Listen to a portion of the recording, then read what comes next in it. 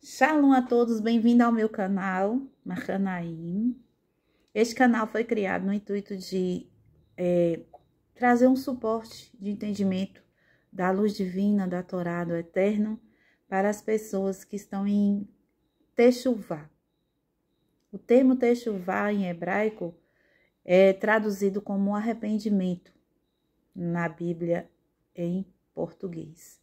Contudo, a palavra arrependimento tem a conotação de sentimento de remorso, um sentimento de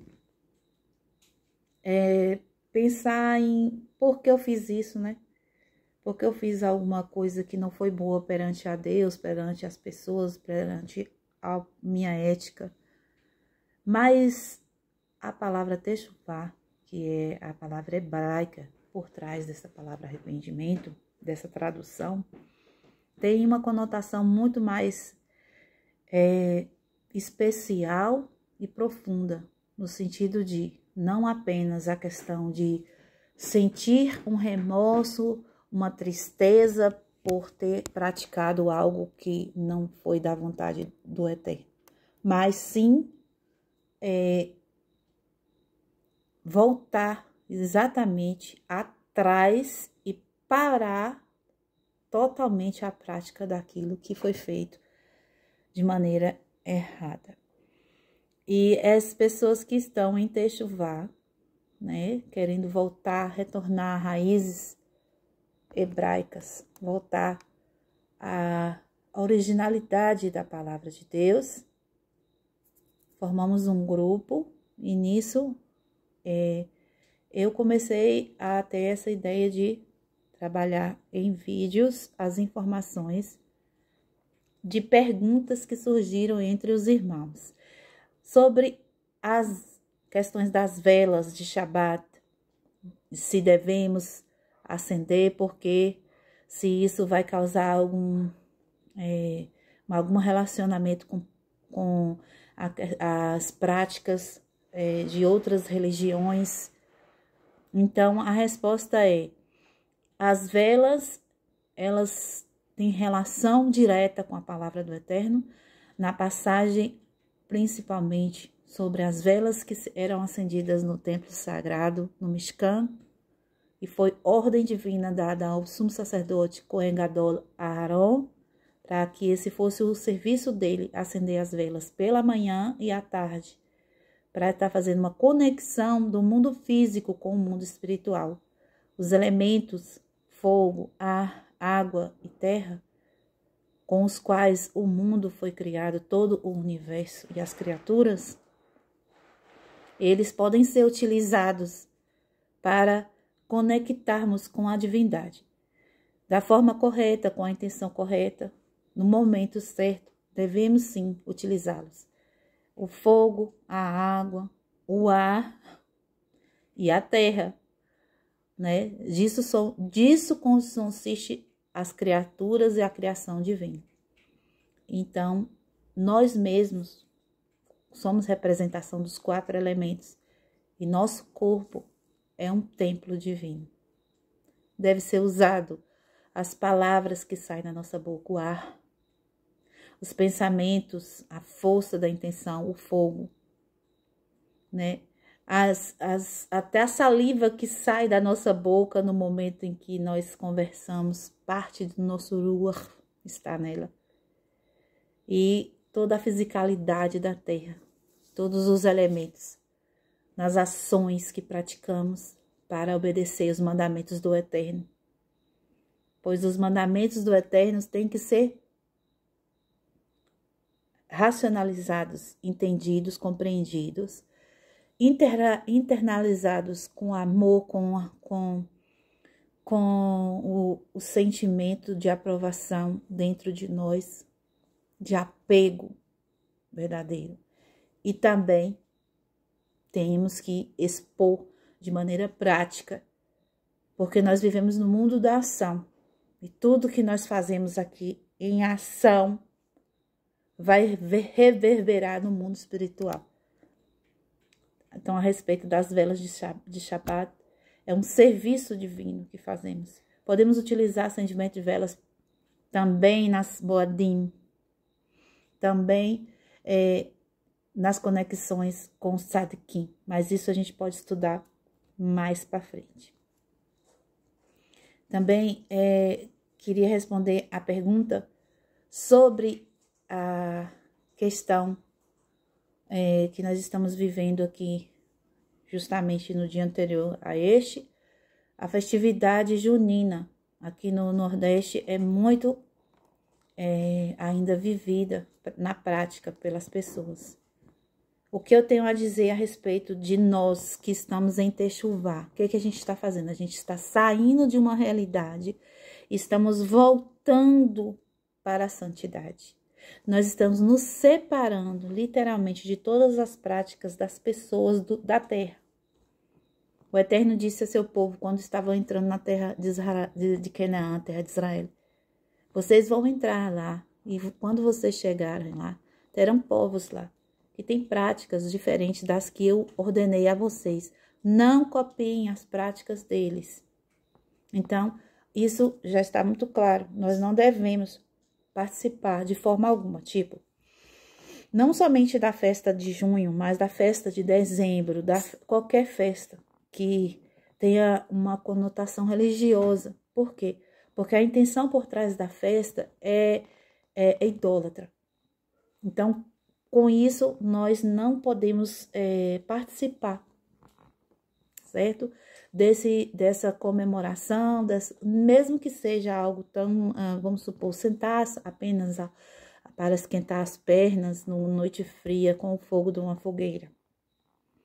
Porque tem a questão que nós temos que ver que pode ser que o teu pensamento não esteja conectado com a idolatria, mas alguém que te vê, alguém de fora te vê sentado ali, e depois como que você vai dizer para essa pessoa que você não faz parte das práticas dos povos da terra, dos povos que não cumprem os mandamentos do Eterno, dos povos que estão fora da Torá? Como que você vai dizer para essa pessoa: eu pratico a vontade do Eterno na Torá? Essa pessoa vai dizer: mas você estava sentada na fogueira. Então, isso tem uma conotação a gente conhece como mau testemunho, né? Então, isso não é muito positivo da nossa parte. Deixar que os outros pensem de nós algo que nós mesmos professamos não ser nem fazer. Isso entra no mandamento, o terceiro mandamento, carregar o nome do Eterno em vão. É muito perigoso isso. Mesmo que não intencionalmente, é um mandamento muito perigoso, muito delicado. Não devemos brincar com essas coisas. E Yeshua diz que para aquele que o escândalo ia acontecer, ou seja, as coisas que ia trazer espanto ia acontecer, mas ai de quem fosse o veículo desses escândalos. Seria melhor essa pessoa amarrar uma grande pedra no pescoço e se lançar ao mar, né? Por quê? Porque Yeshua estava dizendo que o castigo, o julgamento severo que viria sobre essa pessoa era muito, muito grande. Ou seja, afogar não é nada bom. Ou seja, então seria algo muito ruim. Tipo, se afogar dessa forma era melhor. Entende o que eu quero dizer? Então, a partir de agora, nesse caminho de Techuvá, o que a gente deve fazer? A gente deve evitar qualquer aparência. A palavra na Brit Hadashah aparece como aparência do mal, né? Evitar, fugir da aparência do mal, ou seja, fugir daquilo que não condiz com os princípios, as mitzvot. Tudo que tem uma aparência, por longe que seja, nós devemos evitar fazer. Por quê?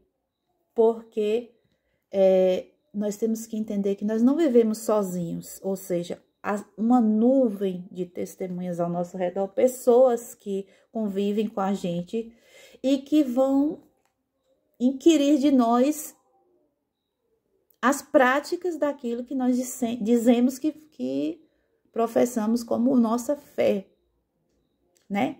Então, isso é normal pelo fato de tá fazendo uma transição de toda uma cultura que foi ensinado e vivido como normal, como correto para a nossa crença da época, desde que nascemos e quando chegamos nesse momento da transição, às vezes a gente ainda tem dúvidas, às vezes a gente ainda tem alguns comportamentos inadequados com a Torá. Então, esse é o meu conselho aos irmãos. Não pratique nada que aparência seja de outras práticas religiosas que não seja do judaísmo e da Torá. Por isso, a palavra do Eterno diz que nós devemos crescer e prosseguir no conhecimento do Eterno. Por quê? Porque cada vez que eu entendo mais quem é o Eterno e o que o Eterno quer de mim, então eu vou ter um caminho a seguir e vou deixar certas práticas naturalmente de lado, porque não faz parte do que o Eterno pediu para que nós fizéssemos. Entendeu? Então é isso. A respeito dessa resposta, se podemos compartilhar de momentos, não. As comidas também não devemos compartilhar. Mesmo que você faça na sua casa, só você e sua família, naquele dia, não utilize desses alimentos. Por quê? Porque naquele dia existe uma áurea no ar, uma essência no ar de intenção de muita gente. Tudo nesse mundo funciona também o espiritual misturado. A gente não deve separar o físico do espiritual nunca.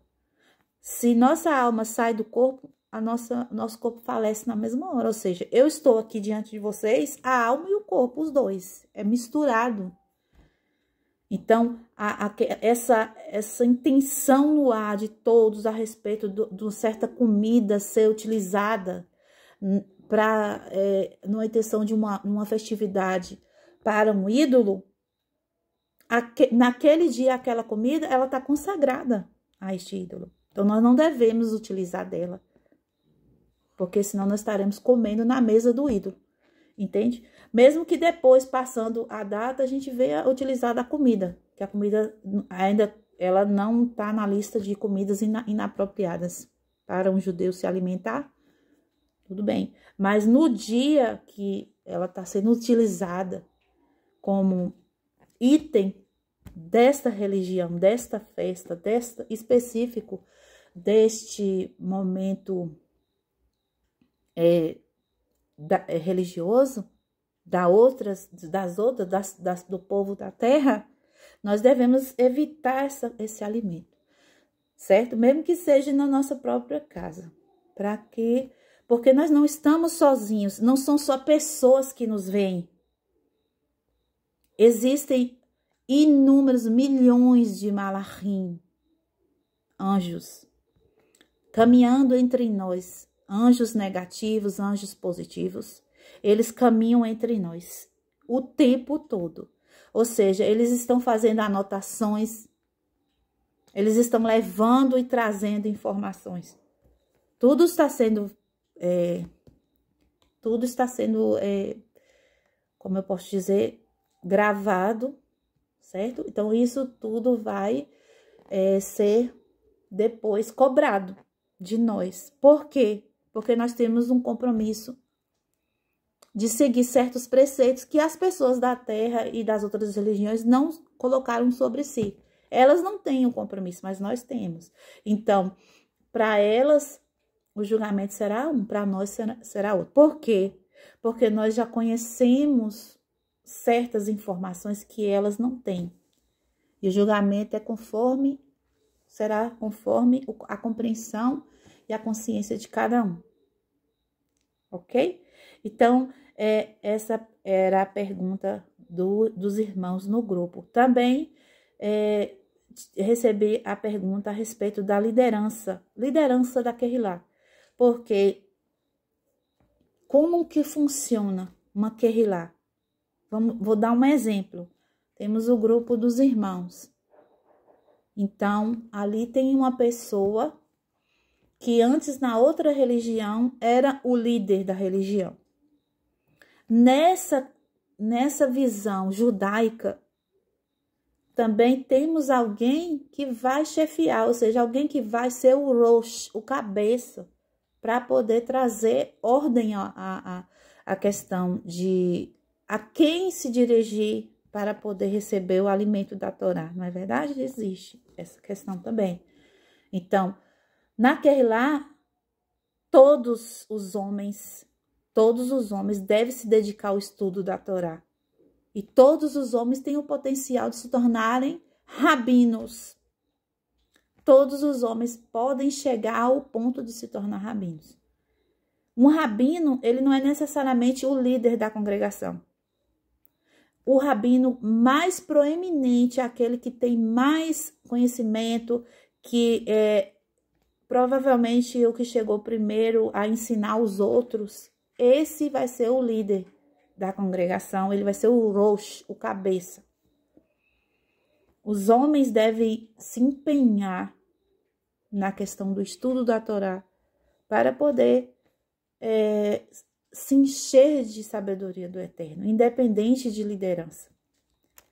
Amém? Naquele lá, a liderança é apenas o rosh, que vai ser aquele rabino ou o irmão que ainda não se tornou rabino, mas que está no caminho do rabinato.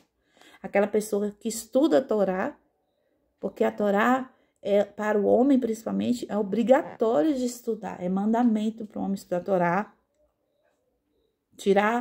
Marcar uma agenda no dia dele, todo dia, um tempo para o estudo da Torá. E a mulher também, mas a mulher ela não é tão cobrada como o homem. Por quê?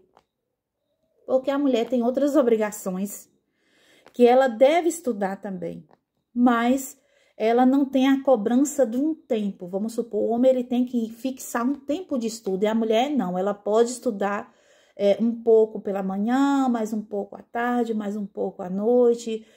Amanhã ela só conseguir estudar à tarde, ela só estuda à tarde, mas a recomendação que eu passo às irmãs é que faça também um tempo fixo.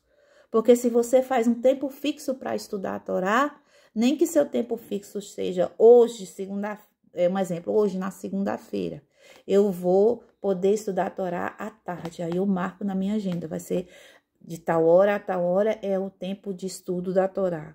Na terça eu posso estudar à noite, então eu marco. Entende o que eu estou dizendo? Ou seja, a mulher ela tem essa questão mais maleável no horário, pelo fato de que a mulher ela tem muitos afazeres domésticos com os filhos também, que demandam dela uma atenção especial, ou seja, principalmente quando temos crianças pequenas, que a criança não tem, ela não marca um horário dela ir fazer as necessidades para a mãe poder acudir, né? Uma hora a criança pode estar rasve halila lá, uma doença, alguma coisa, a mãe tem que estar dando mais atenção à criança, né? E se a mãe trabalha fora, aí ainda mais, né? Então, a mulher ela tem essa, como eu posso dizer, essa flexibilidade do horário. Na congregação, a mulher não pode liderar a congregação. Não deve liderar a congregação, porque não está na Torá em nenhuma parte que a mulher lidera congregação. Porém, contudo, a mulher também não está proibida pelo fato de aparecer devorar como juíza de Israel. A juíza era a rainha, né? Era o rei, né? Então não é algo que está proibido, porém não é costume do nosso povo que uma mulher lidere a congregação. A mulher ela pode aparecer junto com o esposo dela, dando suporte a ele e ensinando também como morar. Como eu estou fazendo aqui agora, ensinando como morar, não como uma líder da congregação. A mulher pode aparecer ensinando como morar. Se ela tem mais conhecimento do que os homens que estão ali, pode dividir o seu conhecimento com os irmãos e as irmãs. Contudo, para a liderança, isso fica aplicado aos homens. Por isso, os homens devem se dedicar muito ao estudo da Torá, para que eles possam ter a capacidade de gerir e administrar o povo daquele lá. Certo? Então, apenas um. Claro que esse um não vai ser ele que vai fazer tudo sozinho. Então, o que acontece?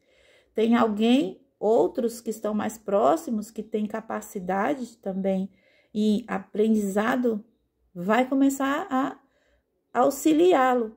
Vamos supor, a congregação tem vários departamentos. Precisa de alguém que instrua as crianças para que participem da Torá e aprendam os caminhos da Torá para entrar na congregação os meninos aos 12 anos e as meninas aos 13 anos.